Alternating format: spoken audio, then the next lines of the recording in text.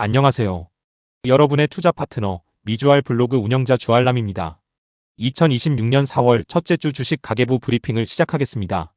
종전 기대감이 증명한 역발상 매수의 결실, 바로 SOXL 수익률 전환 소식입니다. 지난주 마이너스 10.38%였던 SOXL이 이번 주 2.66%로 흑자 전환을 달성했습니다. 나스닥은 주간 상승률 4.44%를 기록하며 작년 5월 이후 최대 상승폭을 보여주었는데요. 과연 어떤 전략이 이런 결과를 만들어냈을까요? 이번 주 브리핑의 핵심은 바로 공포를 넘어선 18주간의 인내, 그리고 남겨진 과제입니다. 먼저 전략 적중 부분을 살펴보겠습니다. SOXL이 13.04% 폭등하며 최종 2.66%로 흑자 전환에 성공했고, TQQQ, UPRO 등 레버리지 ETF들도 일제히 810% 급등하며 손절 위기에서 벗어났습니다. 다음으로 디커플링 현상입니다. 미국 증시는 강하게 반등했지만 한국 증시는 급락하며 극명한 대조를 보였는데요. 3월 초 선제적으로 정리했던 인버스 해지 포지션 덕분에 피해를 완벽하게 방어할 수 있었습니다. 하지만 아직 남겨진 과제도 있습니다. 테슬라 인도량 쇼크로 TSLR만 홀로 마이너스 19.94% 하락했고, 다음 주 예정된 전쟁 이후 첫 CPI 발표 4월 10일에 대한 대응이 필요합니다. 이번 주는 지정학적 호재와 산업 쇼크가 만들어낸 극단적인 증시 디커플링이 두드러진 한 주였습니다. 미국 증시는 강하게 반등한 반면 한국 증시는 급락했죠. 구체적으로 나스닥은 4.44%, S&P 500은 3.36% 상승한 반면 코스닥은 7.46%, 코스피는 3.77% 하락했습니다. 이 극명한 차이의 핵심 동력은 무엇이었을까요? 바로 트럼프 대통령의 호르무즈 해협 중재 기능 및 이란 대통령의 종전 의지 표명으로 유가 하락과 인플레이션 완화에 대한 기대감이 커진 것이 미국 증시를 끌어올렸습니다. 반대로 한국 증시의 핵심 타격은 테슬라, 1분기 인도량 쇼크와 25% 관세 정책 불확실성이 수출 중심 경제에 직격탄으로 작용한 것으로 분석됩니다. 자, 그럼 이제 웅덩이가 깊을수록 큰 물고기가 있다는 격언처럼 SOXL 흑자 전환의 궤적을 좀 더 자세히 들여다보겠습니다. 3월 1일 3.34%로 출발했던 SOXL은 3월 29일 마이너스 10.38%까지 다시 하락했습니다. 하지만 저는 3월 8일 마이너스 12.69%라는 최저점에서 과감하게 비중 확대를 시작했습니다. 총 3차례에 걸쳐 7.78% 비중을 공격적으로 늘렸고, 그 결과 1주 만에 13.04% 폭등하며 마침내 4월 5일 2.66%로 흑자 전환을 이뤄냈습니다. 이처럼 극단적인 공포 속에서 평균 단가를 낮춘 역발상 매수가 승리를 가져왔고, SOXL은 제 포트폴리오에서 14.59%로 1위 자리를 굳건히 지키게 되었습니다. 이번 주에는 손절 위기에서 벗어난 레버리지 ETF들의 구출 작전도 성공적이었습니다.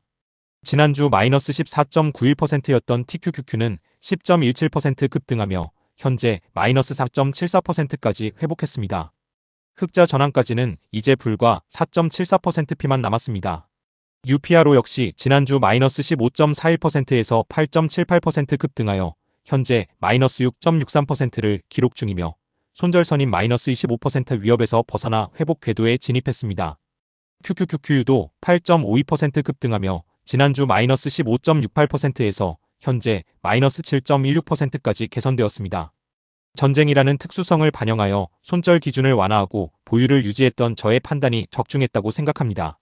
하지만 반등장 속에서도 홀로 역행한 종목이 있었으니 바로 TSLL입니다. 현재 수익률은 마이너스 19.94%로 지난주보다 0.76% 추가 하락했습니다. 핵심 원인은 테슬라의 1분기 인도량 쇼크입니다. 예상치 37만 대를 크게 밑도는 35.8만 대를 달성하며 수년 만에 최악의 실적을 기록했기 때문입니다. 이는 지정학적 요인이 아닌 경영 집중도 저하 및 고금리 환경 하의 구매력 약화라는 기업 고유의 문제로 리스크를 분리해서 보고 있습니다. 아직 마이너스 30% 손절 기준 도달까지는 10%피 여유가 있지만 지속적인 실적 악화가 발생한다면 보유 판단을 전면 재검토할 예정입니다. 이제 제 포트폴리오에서 한계치에 다다른 레버리지 비중, 전술적 리밸런싱이 예고되고 있습니다. SOXL의 반등으로 레버리지 비중이 자연스레 증가하여 현재 48.32%를 기록 중인데 이는 허용 상한선에 근접한 수치입니다. 반면 비그 4 대형주 비중은 29.69%로 기준선인 30% 이하로 하락했습니다. 따라서 추가 반등 시 레버리지 종목들에서 차익 실현을 통해 확보한 자금으로 비그 4 비중을 30% 이상으로 점진적으로 복구할 예정입니다. 준안전자산 비중은 21.70%로 안정적인 수준을 유지하고 있습니다. 현재 시장은 성장의 호재와 물가의 악재가 팽팽히 맞서는 매크로 딜레마에 직면해 있습니다. 호재 측면에서는 ADP 민간 고용이 예상치를 크게 상회하는 6.2만 명을 기록했고, 오픈 AI는 1220억 달러 투자 유치를 완료하며 AI 모멘텀이 건재함을 과시했습니다. ISM 제조업 PMI도 52.7로 확장세를 보이고 있습니다. 하지만 악재 측면에서는 소비자 신뢰지수 12개월 기대 인플레이션이 6.2%로 급등했고, ISM 제조업 지불 가격 역시 78.3으로 인플레이션 우려가 심화되고 있습니다. 경기는 버티고 있으나 물가는 상승하는 환경이죠. 시장의 방향성은 다음 주에 발표될 CPI가 결정할 것으로 보입니다. 다음 주 시장의 향방을 가를 최대 관전 포인트는 바로 유가 쇼크가 반영될 첫 CPI 발표입니다. 현재 이란과 오만 간 호르무즈 해협 협상이 진행 중인데, 통행 재개 시 유가 급락과 함께 레버리지의 추가 폭등을 기대해 볼 수 있습니다. 만약 CPI가 예상치를 하회한다면 종전 기대감과 물가 안정 기조가 더해져 레버리지 안도 랠리가 지속될 가능성이 큽니다. 4월 7일 발표될 ISM 서비스업 PMI는 경제의 연착륙 여부와 스태그플레이션 방향성을 가늠하는 중요한 지표가 될 것입니다. 하지만 4월 10일 발표될 3월 CPI는 배럴당 10만 112달러까지 폭등했던 유가가 반영된 첫 지표이기 때문에 매우 중요합니다. 만약 CPI가 예상치를 상회한다면 금리 인하 기대감이 후퇴하며 반등 흐름에 제동이 걸리고 매수 속도 조절이 필요할 수 있습니다. 이러한 시장 상황을 바탕으로 포트폴리오를 지키고 키우기 위한 4월 2주차 전술 행동 강령을 공유해 드립니다. 첫째, 분할 매수 속도 조절입니다. 바닥 확인이 완료되었지만 급격한 확대 대신 CPI 결과 확인 후 매수 템포를 조절할 것입니다. 둘째, SOXL 차익 실현 개시입니다.